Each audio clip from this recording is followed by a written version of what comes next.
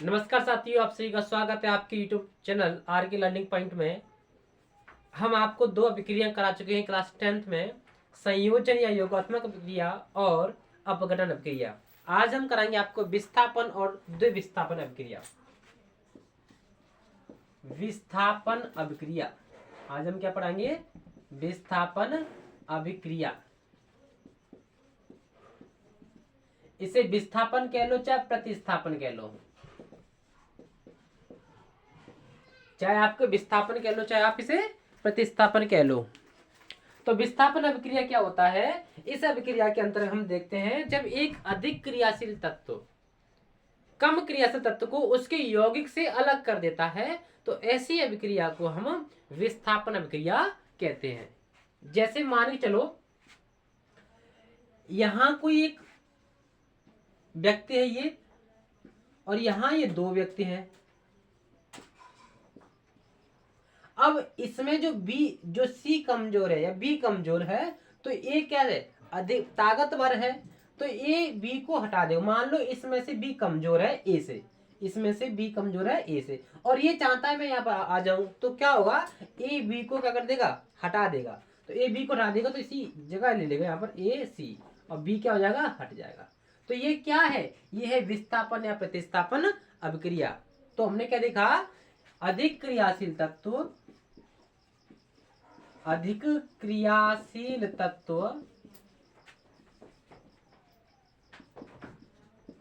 कम क्रियाशील तत्व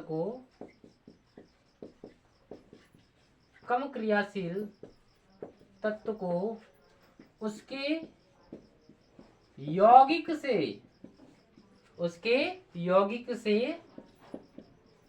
हटा देता है। हटा देना कह लो या विस्थापित कर देता है, बात एक ही है। ठीक है। तो अधिक क्रियाशील तत्व, इसमें ए क्या है? अधिक क्रियाशील तत्व है, बी क्या है? कम क्रियाशील है, और बी को इसके यौगिक बी सी से हटा दिया। किसने? ई पर। तो मैंने कह दिया ए सी। ठीक। तो अधिक क्रियाशील तत्व कम क्रियाशील तत्व को उसके यौगिक से क्या कर देता है? हटा देता है। ये अभिक्रिया होती है विस्थापन या फिर प्रतिस्थापन अभिक्रिया। इसके हमारे पास कई सारे उदाहरण हैं। मान चलो Zn और है Cu, इसे बोलते हैं जिंक, और ये क्या है? Copper sulphate. तो जिंक क्या है? अधिक क्रियाशील, और Cu क्या है? कम क्रियाशील। तो क्या करेगा? ZnCu को हटा देगा, तो आ जाएगा यहाँ पर ZnSO4 प्लस के Cu। और दूसरी अभिक्रिया मान चलो Fe ले लो प्लस CuSO4। तो Fe अधिक क्रियाशील है किससे? Cu से, तो FeSO4 प्लस के Cu। इसका तो प्रश्न आता है बोर्ड। क्या होता है जब आयरन की छड़ को कॉपर सल्फेट विलयन में डालते हैं? तो ध्यान रखना, जब आयरन को कॉपर सल्फेट के विलयन में डालते हैं तो आयरन कॉपर सल्फेट से कॉपर को विस्थापित कर देता है और फेरस सल्फेट बनाता है, जिसका कलर कैसा होता है? हरा। कैसा कलर होता है इसका? हरा होता है। और जिंक सल्फेट का कैसा होता है? कलरलेस होता है, इससे कोई रंग नहीं होता है। चाहो तो आप स्क्रीनशॉट ले लो।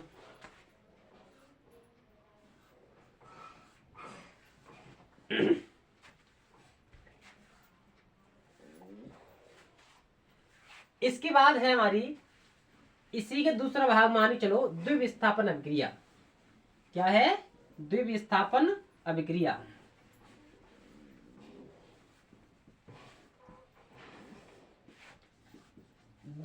द्विविस्थापन अभिक्रिया, चाहे इसे कह लो अवक्षेपण अभिक्रिया। अवक्षेपण अभिक्रिया, चाहे कह लो उभय अपघटन अभिक्रिया।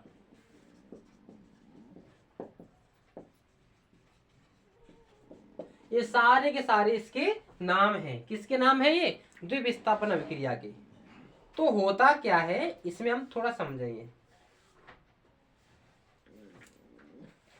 मान के चलते इसमें तो कोई दो यौगिक है, मान लो ए बी है और यहां पर क्या है? सी डी है। तो क्या करते हैं? ये परस्पर आपस में अदला बदली कर लेते हैं। तो इसका जो ए है ये डी से मिल जाएगा तो हो जाएगा ए डी, और इसका बी किससे मिल जाएगा? सी से, तो हो जाएगा सी बी।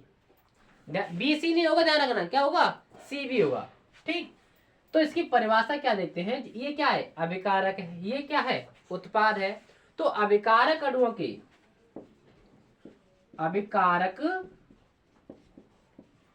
अणुओं के आयनों, चाहे तो आयनों कह लो, आयनों या परमाणुओं के समूह की अदला बदली हो गई, यहां पर कि परस्पर अदला बदली से क्या बने, नए नए क्या बने, नए पदार्थ बने।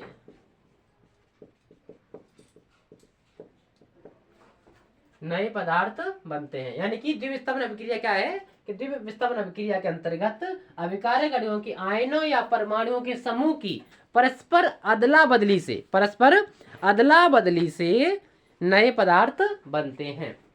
फॉर एग्जाम्पल देख लो, Na2SO4 प्लस BaCl2, हमने क्या कहा था, इसका या ए किसके साथ होगा, डी के साथ, तो Na किसके साथ होगा, Cl के साथ होगा, तो NaCl, C के बाद क्या होगा, B, यानी कि Ba के बाद क्या होगा, SO4 प्लस BaSO4, इसे हम बैलेंस कर सकते हैं, तो यहाँ 2 लगा दो। ध्यान रखना, इसमें एक अवक्षेप प्राप्त होता है, यानी कि जब सोडियम सल्फेट और बेरियम क्लोराइड को मिलाएंगे तो जब सॉल्यूशन बनेगा हमारा, तो उसके तली में बैठ जाएगा अवक्षेपण। वो क्या बैठेगा, वो BaSO4, नीचे एरो कर दो इसको, बेरियम सल्फेट। और इसका कलर कैसा होता है, इसका कलर होता है व्हाइट, कलर कैसा होता है इसका, व्हाइट कलर होता है, ध्यान रखना, इसीलिए इसे अवक्षेपण अभिक्रिया कहते हैं। दूसरा एग्जांपल दिया हुआ है AgNO3 सिल्वर नाइट्रेट, और ले लेते हैं हम NaBr सोडियम ब्रोमाइड। वही सिस्टम करना है, Ag को किसके साथ लिखना है, Br के साथ, तो AgBr, और Na को किसके साथ लिखना है, NO3 के साथ, तो NaNO3। अब इसमें AgBr होगा, वो क्या होगा, अवक्षेपण होगा, कैसा होगा, अवक्षेपण होगा, और इसे कलर होता है येलो, क्या कलर होता है इसका, येलो। ये है हमारी विस्थापन या अवक्षेपण अभिक्रिया, इसका ले लो स्क्रीनशॉट।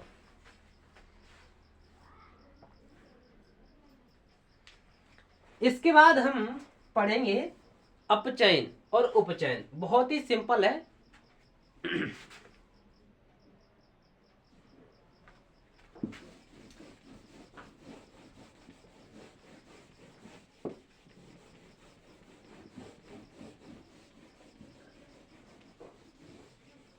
इसे हम पढ़ेंगे, इधर पढ़ेंगे उपचयन और इधर पढ़ेंगे अपचयन। ठीक, एक तरफ पढ़ेंगे उपचयन और एक तरफ क्या पढ़ेंगे, अपचयन। उपचयन में क्या होता है, पहली कंडीशन, किसी पदार्थ में ऑक्सीजन का जुड़ना, अगर किसी पदार्थ में ऑक्सीजन जुड़ रहा है तो उपचयन होगा, और इधर ऑक्सीजन का हटना। यदि किसी पदार्थ में ऑक्सीजन हट रहा है तो क्या होगा, अपचयन होगा। नंबर 2, H2 का या H का ऑक्सीजन, O लिख लो, केवल O2 का आप कंफ्यूजन हो जाएगा आपका, ऑक्सीजन का जुड़ना है, लिख लो ऑक्सीजन। यहां हाइड्रोजन का हटना, यहां भी ऑक्सीजन लिख लो।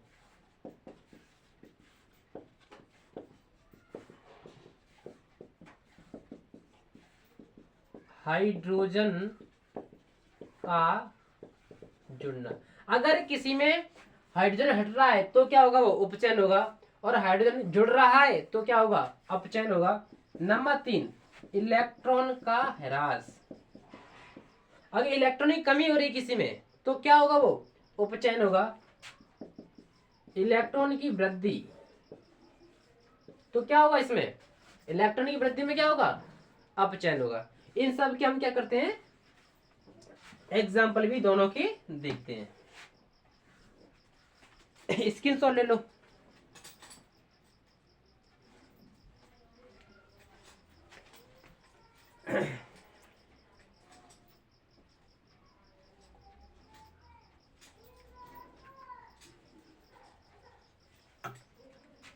Cu प्लस O2, तो क्या हो जाएगा CuO। बैलेंस करने के लिए यहाँ 2 लगा दो, यहाँ 2 लगा दो। कॉपर में ऑक्सीजन जुड़ गया, कॉपर में ऑक्सीजन जुड़ गया, क्या हो गया ये ऑक्सीजन का जुड़ना। H2S प्लस O2, तो क्या बन जाएगा S प्लस H2O। बैलेंस करने के लिए क्या कर देंगे, यहाँ पर यहाँ 2 लगा दो और यहाँ 2 लगा दो, यहाँ 2 लगा दो। यहाँ H2S है और यहाँ पे केवल क्या है S है, तो यहाँ से यहाँ हम गए तो हाइड्रोजन क्या हो गया हट गया, तो क्या होगा उपचयन होगा।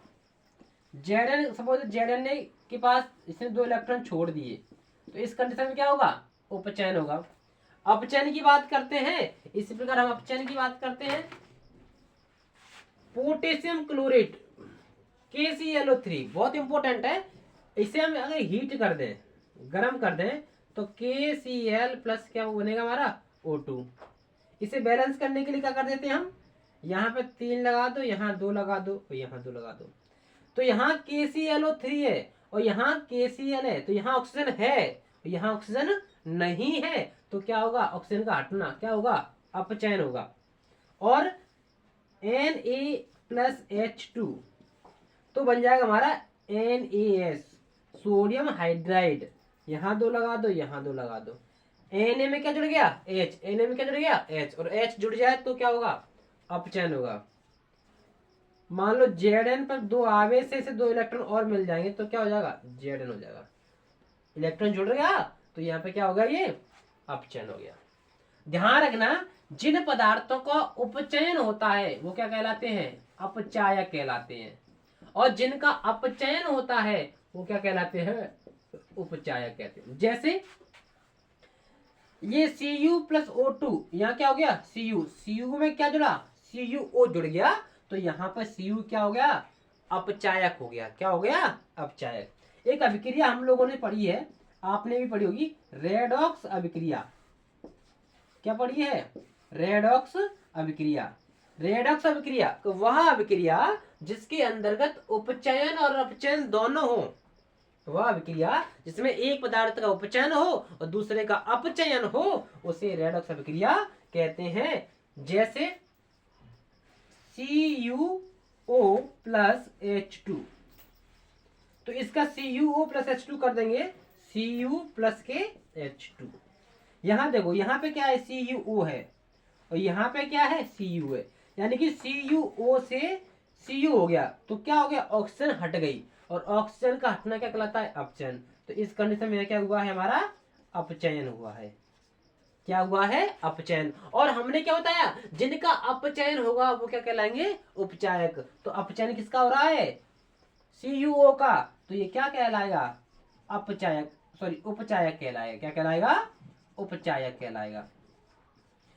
यहाँ क्या है H2 और यहाँ क्या हो रहा है H2O हो रहा है, H2 में O जुड़ गया और जिनमें ऑक्सीजन जुड़ जाता है उसे क्या कहते हैं उपचयन कहते हैं। तो इसे हम क्या कहेंगे उपचयन कहेंगे, क्या कहेंगे इसे उपचयन कहेंगे। और जिसका उपचयन होता है तो वो क्या कहलाता है अपचायक कहलाता है, क्या कहलाता है अपचायक कहलाता है। ठीक ऐसे ही एक है Mn वाला जो कि सभी बुक में है, MnO2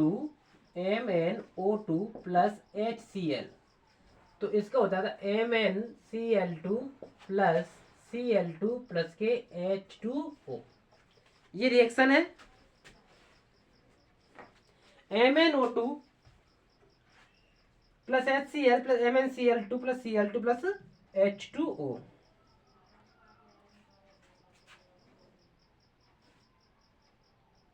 इसे बैलेंस करेंगे हम,